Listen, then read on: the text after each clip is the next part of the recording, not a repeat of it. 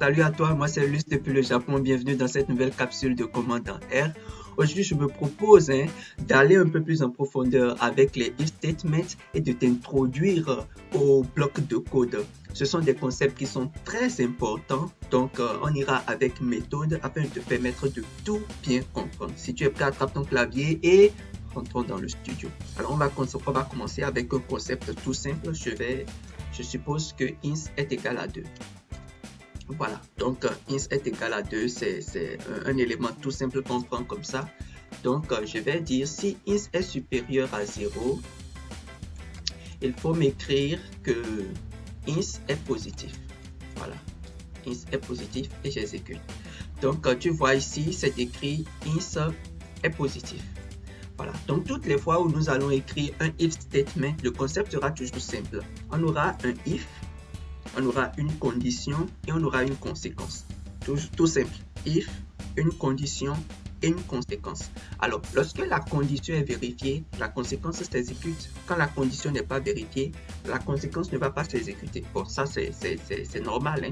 Donc, si je dis par exemple que int, je prends un autre exemple, est égal à -3, j'exécute, je dis si int est négatif, inférieur à 0, alors dis-moi que int est négatif. Et c'est bien ça le résultat qui apparaît, int est négatif. Donc, quand la condition est vérifiée, la conséquence est exécutée. On est d'accord?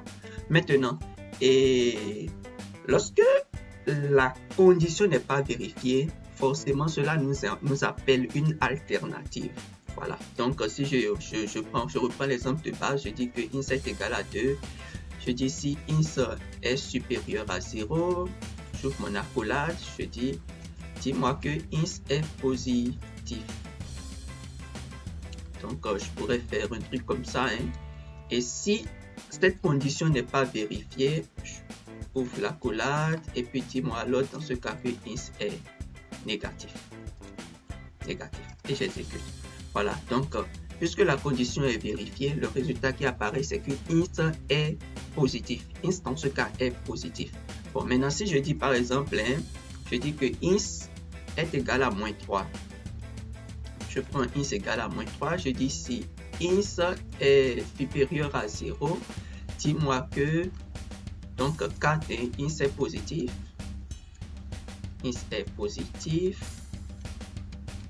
Et dans le cas contraire, attention, dans le cas contraire, il faut me dire que int est négatif. Int est négatif et on exécute. Voilà, donc tu vois, dans ce cas, ce qui l'output, ce qui nous est sorti, c'est que int est négatif parce que tu vois, la condition n'est pas vérifiée. Int n'est pas positif, la condition n'est pas vérifiée. Donc, il a utilisé l'alternative. Alors, le if statement va être de façon générale donc un if, une condition, une conséquence. Et lorsque la conséquence n'est pas, la condition n'est pas vérifiée, on aura une alternative.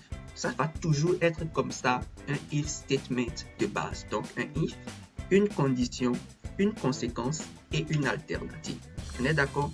Simple. Hein? Donc voilà comment ça se fait de façon classique.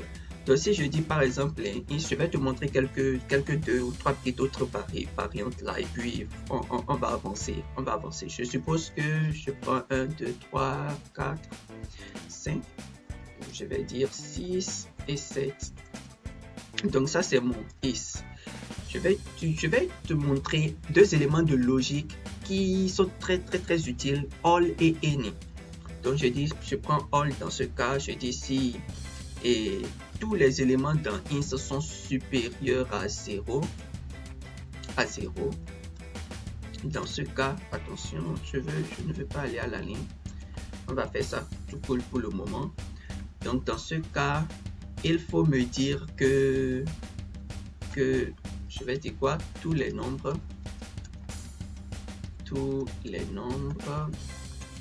sont positifs. Voilà, si tous les ints sont supérieurs à 0, dis-moi que tous les nombres sont positifs et j'exécute. Et voilà, ça apparaît là. Parce que cette condition-là est vraie. En effet, tu vois, tous les ints ici sont supérieurs à 0. Donc, l'élément all enfin, all ins supérieur à 0 est vrai, c'est true. Donc, ça me ramène cette condition-là. Je pourrais faire mieux. Si je dis, est-ce qu'il y a un ins qui est, non, un ins qui est inférieur à 3? S'il y a un ins qui est inférieur à 3, faut me faire apparaître que certains ins, je vais écrire ça comme ça, de façon très claire, simple. Je vais dire certains nombres sont inférieurs à 3. Voilà. Donc, c'est ça, certains nombres sont inférieurs à 3. En effet, on a 1 et 2 qui sont inférieurs à 3. Donc, any, ce que any fait, c'est qu'il check tout le vecteur ins et il regarde si la condition est vérifiée. S'il trouve un seul ins, enfin un seul élément dans ins qui est inférieur à 3, c'est any. Même un seul déjà, ça fait déjà c'est suffisant pour qu'il puisse faire valider la conséquence. On est d'accord? Bon, je vais te montrer quelques autres petites variations. Regarde, si par exemple je dis all, par exemple, je vais tester par rapport à 0. Est-ce que tous les éléments dans ins ici sont égaux à 0? Est-ce que tous les éléments sont égaux à 0? Ça, c'est faux. On sait, c'est faux. Donc, ça là, c'est faux. Ce qui est intéressant de noter ici, c'est que quand je dis que ce soit all ou any, l'output est toujours une logique. Il faut garder ça à l'esprit, que ce soit all ou any, l'output sera toujours une logique. Si je fais par exemple all, je vais utiliser différent.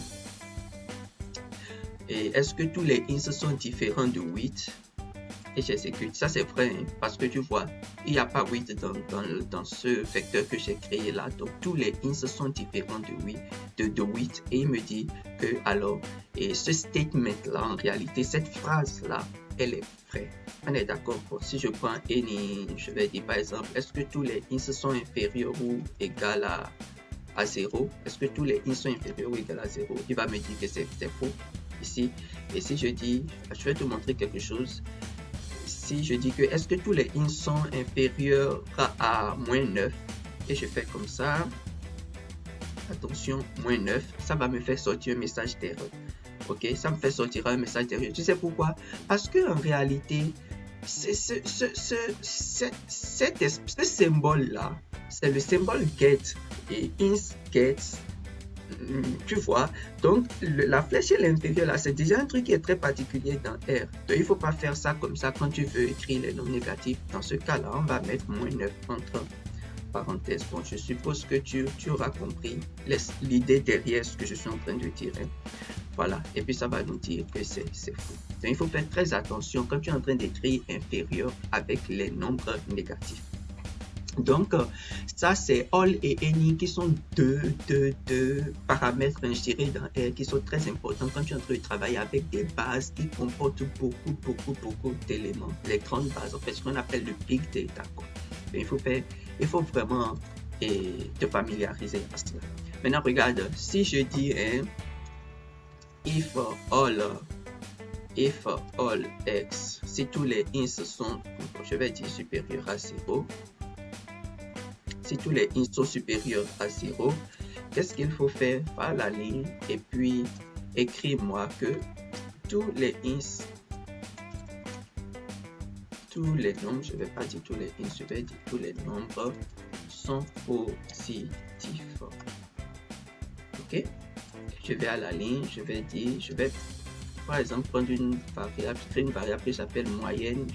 Attention, je vais dire la moyenne de ins et je vais à la ligne, j'écris et leur moyenne est 2 points et je vais mettre ici moyenne.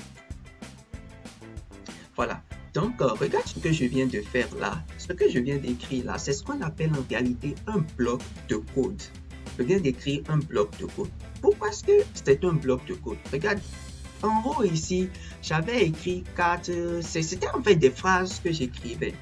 Maintenant, avec les if statements, on peut aller au-delà de juste une phrase. On peut écrire tout un ensemble d'opérations qui seront exécutées si la condition est vérifiée. Tu vois? Donc, quand la condition est vérifiée, il faut me faire ceci. et fais-moi encore ceci, et fais-moi encore ceci, et fais-moi encore ceci. C'est ce que je suis en train de faire ici. Et lorsque tu as plusieurs opérations à exécuter comme ça, on ne parle plus simplement d'une phrase, d'un statement, on parle d'un bloc de code. Donc, si la condition est vraie, il y a un bloc de code. Si la condition n'est pas vraie, l'alternative sera encore un bloc de code, ainsi de suite.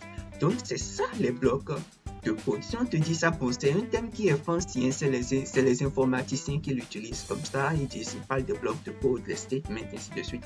Donc, il faut vraiment garder ça à l'esprit. On est d'accord? Donc, c'est ça. Et dans mon bloc, ici, je dis, si tu te rends compte que tous les ins sont positifs, il faut me dire que tous les nombres sont positifs. Mais ce n'est pas seulement ça que je veux. Calcule-moi leur moyenne et renvoie-moi le résultat de leur moyenne et je vais exécuter. Bon, si je suis en train déjà de voir quelque chose ici.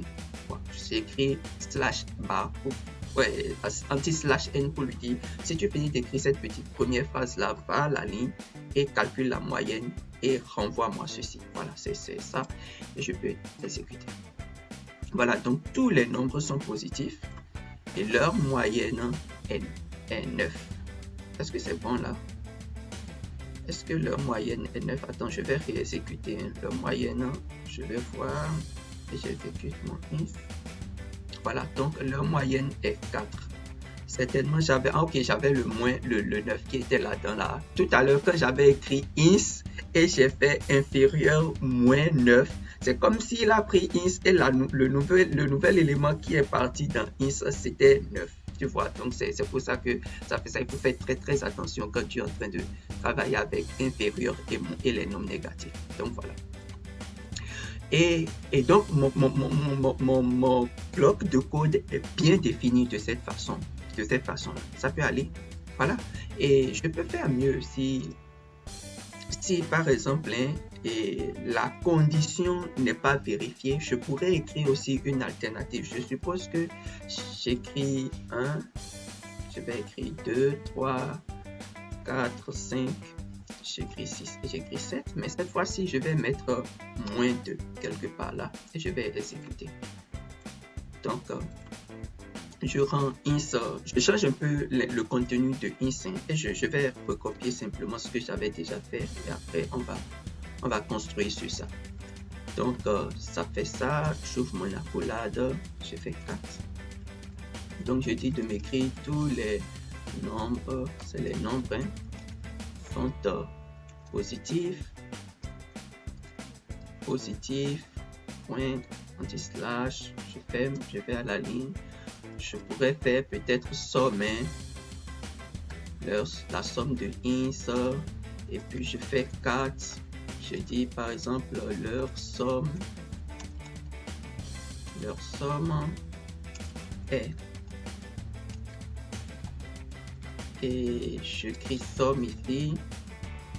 Voilà, c'est ce que je lui demande de faire. Si je fais ça et j'exécute, puisque ici maintenant on sait que tous les nombres ne sont pas positifs, tu vas voir, on ne va pas espérer de résultat. La condition n'est pas vérifiée. Et dans ce cas, on va écrire notre alternative.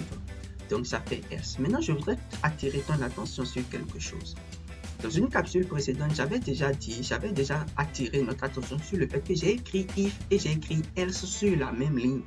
Mais c'était dans ce cas-là, on écrivait des statements. Tu vois, on a écrit des statements ici, n'est-ce pas? Donc, j'ai pas insisté, je suis pas allé plus loin parce que ce n'était pas des blocs de code. Mais lorsque tu écris des blocs de code, tu n'auras la probabilité que tu restes sur la même ligne devient de plus en plus faible. Ce qu'il faut savoir toujours, c'est que le else vient toujours après l'accolade, l'accolade qui referme le bloc de code. Est-ce que tu es d'accord? Le else, quand tu écris le if, l'alternative, le else de l'alternative va finir toujours après l'accolade qui referme le premier bloc de code. Donc si par exemple ici, je fais mon bloc de code et je vais à la ligne, je mets else comme ça, R ne va pas, il va me mettre un message d'erreur parce qu'il va lire tout ceci d'abord et s'arrêter là et croire que else c'est une nouvelle commande que je suis en train d'écrire. C'est comme ça. Donc, il faut faire très attention à ce niveau. Le else, c'est toujours après l'accolade. Même si, par exemple, tu avais mis ton accolade ici, tu aurais donc mis le else là, ouvert l'accolade et repartir à la ligne pour recommencer par travail. Est-ce que tu as compris ça? Donc, il faut faire très attention, hein. Sinon tu auras un message d'erreur et puis parfois tu peux paniquer sans savoir pourquoi est-ce que c'est en train de faire ça. Ça, c'est la première chose. La deuxième des choses que je voudrais aussi te faire comprendre tout à l'heure, tu vois, toutes les fois qu'on écrit les if statements, que ce soit le if ou le else, à chaque fois qu'on va à la ligne, on a une indentation qui est opérée. On a une indentation. C'est très important de respecter l'indentation, ok? R nous facilite la vie. Il y a d'autres logiciels, c'est à toi-même d'être en train de régler les indentations. R te renvoie à l'indentation automatiquement. Donc, c'est un très bon avantage dont il faut profiter. L'indentation est importante. Est-ce qu'on est d'accord? Voilà. Alors, je vais écrire mon alternative. Donc, je vais dire que tous les nombres ne sont pas positifs. Voilà, je vais à la ligne. Et puis, attention, je suis en train déjà, voilà. Donc, je respecte l'indentation. Et qu'est-ce que je vais mettre à la ligne là? Je vais écrire par exemple position. Je vais lui demander de m'identifier la position du nombre qui n'est pas positif. Donc, je vais dire lequel des ins est inférieur à 0. Il faut m'identifier cela. Et puis, il faut m'écrire cela. Donc, je vais dire par exemple celui négatif, je vais écrire ça comme ça, hein, est en position, attention, en position de point, et je lui dis de me mettre position. Voilà. Donc, tous les nombres ne sont pas négatifs, ne sont pas positifs. Tous les nombres ne sont pas positifs. Celui négatif, attention, celui négatif est en position, il va me donner la position. Maintenant, je peux exécuter à nouveau ins et j'exécute tout mon code. Voilà. Et tu vois, c'est bien écrit. Tous les nombres ne sont pas positifs. Celui négatif est en position 2. Donc, le nombre en position 2 est celui qui est négatif. Je pourrais faire mieux. Regarde, par exemple, je peux lui dire de me dire exactement lequel est ce nombre. Donc, je vais créer, par exemple, une nouvelle variable ici. Je vais appeler neg. Je vais dire donc dans ins, lequel des ins est inférieur à 0 est négatif. Et je vais à la ligne et je dis de m'écrire que il s'agit, je peux écrire comme ça, il s'agit de, et je vais mettre négatif. Voilà, il s'agit de, et il va me dire le nombre dont il s'agit et j'exécute. Oui, il s'agit de moins 2, d'accord. Bon, ici, je vois, on n'est pas allé à la ligne. Donc, ici, c'est, je vais corriger ça ici. Je voudrais que ça aille à la ligne pour que ce soit beaucoup plus intéressant. Voilà, attention, c'est un N. Voilà, donc j'écris position et je fais la virgule. Et là, j'ouvre une nouvelle guillemets et je renvoie le test à la ligne. Ça peut aller et il me fait cela. Donc, si j'exécute normalement, ça doit être bon. Voilà, donc tous les nombres ne sont pas positifs. Celui négatif est en position 2, il s'agit de moins 2. Voilà. Et lorsque j'ai fini d'écrire mon code comme ça, il faut toujours tester, varier un peu ce que tu es en train de faire pour voir est-ce que ça tient la route, est-ce que le code est bien écrit, est-ce qu'il est bien assis. Voilà, donc si je prends par exemple, je vais changer le moins ici, je vais peut-être passer moins 4 et écrire moins 9 ici et exécuter à nouveau et voir. Voilà, donc ça c'est ins. Non, je veux exécuter ins, voilà. Donc, et ça marche, ça peut aller. Donc, tous les nombres ne sont pas positifs. Celui négatif est en position 4. Donc, c'est la position 1, 2, 3, 4. En position 4, il s'agit de moins 9. Exactement. Voilà. Donc, là, je suis sûr que mon bloc a été bien écrit. Je suis rassuré. Alors, lorsque j'ai fini d'écrire mes codes comme ça, je voudrais toujours t'inviter à ranger un peu le travail que tu as fait.